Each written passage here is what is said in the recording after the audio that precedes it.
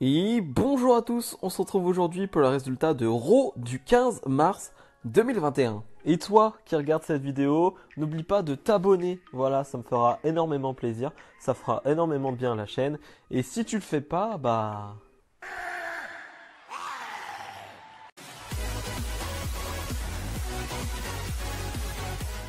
Et on débute avec une promo du champion de la WWE, Bobby Lashley.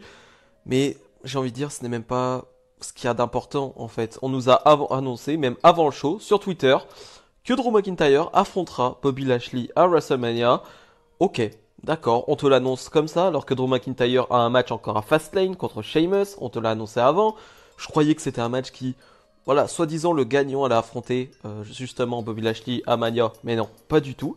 Enfin bref, on t'annonce un truc comme ça sur Twitter, alors qu'il y a un pay-per-view qui va arriver avant Mania. Je comprends pas, vraiment je comprends pas, c'est bizarre. C'est pas comme ça qu'on donne de la hype. Drew McIntyre, qu'est-ce qu'il a fait pour mériter ce match en fait, tout simplement? Je ne sais pas. Drew McIntyre va venir, lui aussi, il y a The Miz qui va arriver. Franchement, c'est pas terrible, il y a juste la promo de Drew qui est sympa parce que il rejoint un peu l'histoire de Bobby Lashley qui a attendu des années avant d'être champion de la WWE, donc il en parle, il fait un petit parallèle et voilà, c'est sympathique on va dire, mais le reste avec The Miz, il y a Sheamus qui va attaquer aussi Bobby Lashley, enfin c'est un bordel, vraiment un bordel, et ça tourne en rond, et c'est quand même un match donc à Mania qui va être hyper important, c'est pour le titre de la WWE, et franchement c'est pas comme ça qu'on construit un truc très solide. Là la hype, ok le match va être bon j'en suis sûr, mais la hype autour du match, elle va pas être très haute si on continue comme ça. Et donc on passe à The Miz face à Drew McIntyre, match d'une dizaine de minutes entrecoupé d'une pub. Je sais pas si c'était utile de faire un match aussi long, même si je comprends l'idée d'un Drew McIntyre qui, allez, va battre un ancien champion de la WWE, va avoir un gros match contre lui, parce que ça va être assez serré finalement, les temps de domination vont être assez partagés. Mais bon, hein, ça reste que The Miz, je pense que tout le monde a battu The Miz ces derniers mois, donc même si ok il a eu ce titre de champion, bon, c'est pas une énorme victoire pour Drew McIntyre. McIntyre qui va même gagner ce match avec la prise de soumission de Bobby Lashley, voilà. Il envoie un petit message.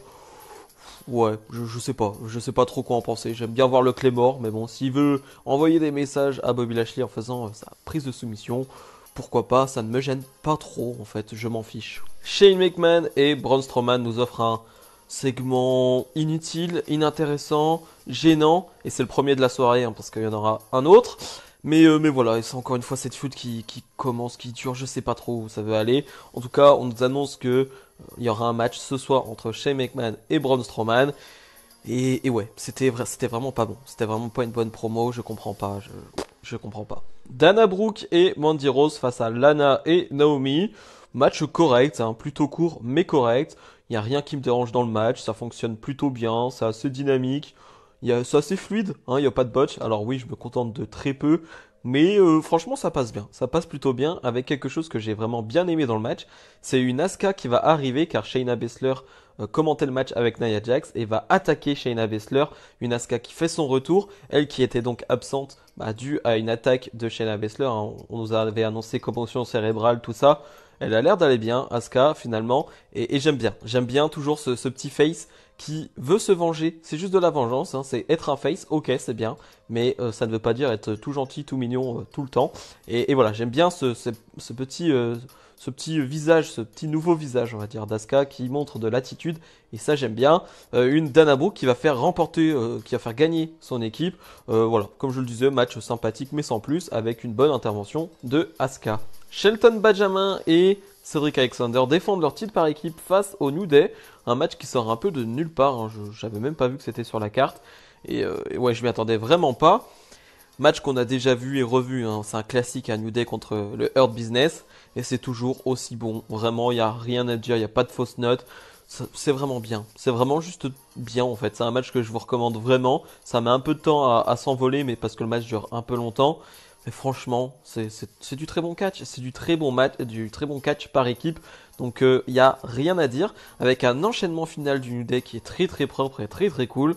Et le New Day va devenir les nouveaux champions par équipe. Je m'y attendais absolument pas.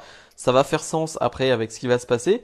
Mais c'est vrai que je m'attendais pas du tout. Je pensais vraiment que leur business était vraiment tranquille dans un règne, voilà, avec tout le monde champion jusqu'à Mania au moins. Et ouais, je m'attendais vraiment pas. Et une fin de match donc qui va peut-être, allez, euh, ouais, qui va nous faire comprendre le pourquoi du comment. C'est AJ Styles et Omos qui vont arriver, qui vont challenger le New Day pour Mania.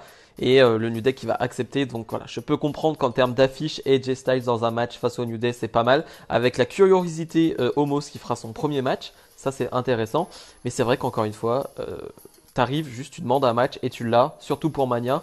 Je trouve ça un peu dommage, hein. J'aurais bien aimé un match de qualification ou quelque chose comme ça. Non, là, non. C'est juste, je demande le match et je l'obtiens. Ça, c'est dommage. Mais l'affiche en elle-même m'intrigue énormément. Jackson Ryker face à Damien Priest. Jackson Ryker accompagné d'Elias. Damien Priest accompagné de Bad Bunny. Match d'une minute et c'est tant mieux. J'avais pas envie d'en voir plus de Jackson Ryker. Donc, Damien Priest va l'emporter rapidement et facilement. Un après-match où Elias va vouloir attaquer Bad Bunny qui va pour une fois se défendre, hein. Première droite, hein, je crois, premier coup donné par Bad Bunny, en tout cas vrai coup sur un ring. Et Damien Priest va s'occuper d'Elias et c'est finalement Morrison qui va faire une distraction et The Miz qui va mettre un grand coup de guitare dans le dos de Bad Bunny. Donc on le voit venir à des kilomètres, on le sait, on aura Bad Bunny, Damien Priest face à Morrison et Miz à Mania. Je suis intrigué, franchement je suis intrigué, je trouve que c'est plutôt cool pour Damien Priest d'être à côté de Bad Bunny, c'est quand même une belle exposition. Et allez, je suis un peu intrigué de voir ce que peut faire Bad Bunny sur un ring. Shane McMahon face à Braun Strowman, un match qui ne va jamais réellement débuter parce que Shane McMahon va prétexter plein de trucs, va devoir s'échauffer, soi-disant va faire des âneries autour du ring. Enfin bref, c'est vraiment pas drôle, c'est malaisant, moi je déteste ça. Braun Strowman qui va l'attaquer, mais un Shane qui va prendre le dessus et qui va faire son saut, hein, du coin du ring jusqu'à la table des commentateurs. Première fois que j'en ai rien à faire de ce saut que je trouve génial à chaque fois. Et je crois que c'est une des premières fois où Shane le fait, je suis en mode je m'en fous, vraiment je m'en fous. Va s'en suivre en plus une humiliation de Braun Strowman avec ce fameux liquide vert, hein, qui va être jeté sur lui. C'est gênant, c'est malaisant, encore une fois, c'est les deux mots qui me viennent à l'esprit. Et j'aime pas, j'aime vraiment pas. On sait qu'on aura Shane contre Braun Strowman ce week-end à Fastlane. On nous annonce, hein, il y a des rumeurs de Dabakato qui pourrait être là pour Strowman à Mania. Enfin bref, je sais pas, je comprends rien. J'ai pas envie de me projeter. Je trouve ça juste trop, trop, trop mauvais. Asuka face à Shayna Baszler. Une Asuka qui avait attaqué même Shayna Baszler avant le match. Et un match qui ne va pas durer parce que ça va durer, je crois, une minute. Et une Asuka qui va l'emporter sur un roll-up, hein, comme d'habitude, sur la prise de Shayna Baszler, hein. On l'a vu 15 milliards de fois, mais bref. Ce que j'aime bien, parce que bon, ça j'aime pas, un match d'une minute face à Shayna Baszler, j'aime pas. Mais ce que j'aime bien, c'est l'attitude, encore une fois, d'Asuka qui va vouloir détruire Shayna Baszler après le match, qui va vouloir se venger, une Asuka revancharde, et ça j'aime bien. Je crois que c'est la première fois qu'Asuka montre de l'attitude depuis des mois, hein, tout simplement, et ça j'aime bien. C'est la Asuka que je veux voir. Je sais pas ce qui est prévu pour Mania, hein. Je rêve de Rhea Ripley face à Asuka, mais bon, ça je sais pas. Mais en tout cas voilà, c'est cette Asuka là que je veux voir, c'est cette Asuka de retour là que je veux voir, et j'espère qu'on l'aura ces prochaines semaines. Matt Riddle défend son titre des États-Unis face à Ali. Excellent match, vraiment. Alors c'est un peu court, je pensais que le match allait durer plus longtemps, je le voyais durer plus longtemps. C'était un peu court à mon goût, ça s'est terminé un peu brutalement, mais ça reste un bon match. Et je me dis que Matt Riddle n'a pas eu de mauvais matchs depuis qu'il est dans le roster principal. Alors, il en a forcément eu, hein, j'abuse, mais dans des matchs importants, on va dire, des matchs qui durent plus de 5 minutes, bah, c'est toujours plutôt bon, Matt Riddle. Donc ça, c'est quand même une très bonne note d'avoir cette régularité dans les performances. C'est plutôt bien. Et je trouve qu'en tant que champion des États-Unis, c'est pas mal. Alors, je vous en parle pas, mais il a beaucoup de segments backstage où il fait rire un peu tout le monde. Il passe en trottinette, mais je suis désolé, ça me fait... Il y a un gif sur Twitter où il passe en trottinette devant tout le monde. Ça me fait très rire. Ouais, c'était très bête, mais ça me fait rire. Mais voilà, j'aime bien ce Riddle là, comme ça, très amusant. Matt Riddle, tout simplement. J'aime vraiment bien. Matt Riddle qui va donc l'emporter, qui conserve son titre. Je sais pas ce qu'ils ont prévu pour lui à Mania, mais voilà. Dans tous les cas, je serais intéressé. J'ai vraiment hâte de voir. Parce que Matt Riddle est un très solide champion des États-Unis. Le main event, Bobby Lashley, le champion de la WWE, face à Sheamus, un gros match de bourrin, vraiment un gros match de costaud, j'ai envie de dire, qui va durer un peu trop longtemps. Voilà, c'est mon point négatif de ce match, c'est que c'est un poil long, sachant qu'en plus, voilà, ce sont deux gros gabarits. euh, ça va pas bouger hyper vite, il va y pas avoir un rythme fou dans le match. Donc faire un match de cette longueur-là en main event, je trouve que c'est un peu dommage.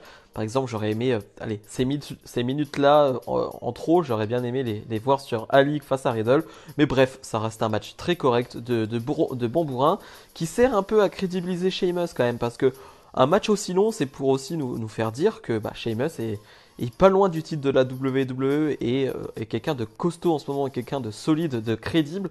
Donc je trouve ça plutôt intéressant vu le booking de Sheamus ces derniers temps. Et un Lashley qui va avoir son premier gros combat en tant que champion et qui va l'emporter. Il ne va pas faire abandonner Sheamus, ça j'aime bien aussi. Et un après-match où finalement Lashley va prendre un Claymore de McIntyre. Voilà, franchement, on finit sur plutôt une bonne note. C'est un match de bourrin, comme j'ai dit, mais je trouve que c'est plutôt bien passé en main event, même si c'était un poil long. Et on nous hype surtout le Drew McIntyre Sheamus de ce week-end, qui n'a pas grand intérêt. Bilan de ce Raw, c'était pas trop mal. Franchement, ça va. Il y a eu pire. Je sais, je dis toujours, il y a eu pire, et c'est pas forcément très positif hein, comme remarque, mais je me dis qu'il y a toujours pire et que surtout on a eu des bons matchs, on a eu des bons angles. Alors j'enlèverai hein, l'angle entre Shane et Braun Strowman qui là pour le coup c'était une catastrophe. Mais voilà, on a le retour d'Asuka, on a des matchs de championnat, on a une annonce aussi à Fastlane, Randy Orton face à Alexa Bliss. Ok, qu'est-ce qui va se passer? Intervention du film. Je sais pas, mais en tout cas, voilà, très intrigué pour le coup. C'est peut-être la seule chose qui va me faire regarder Fastlane. Mais voilà, en tout cas, voilà, un Raw plutôt correct. Bref, si vous avez aimé cette vidéo, comme d'habitude, n'hésitez pas à mettre le petit pouce bleu et à vous abonner. Salut, salut!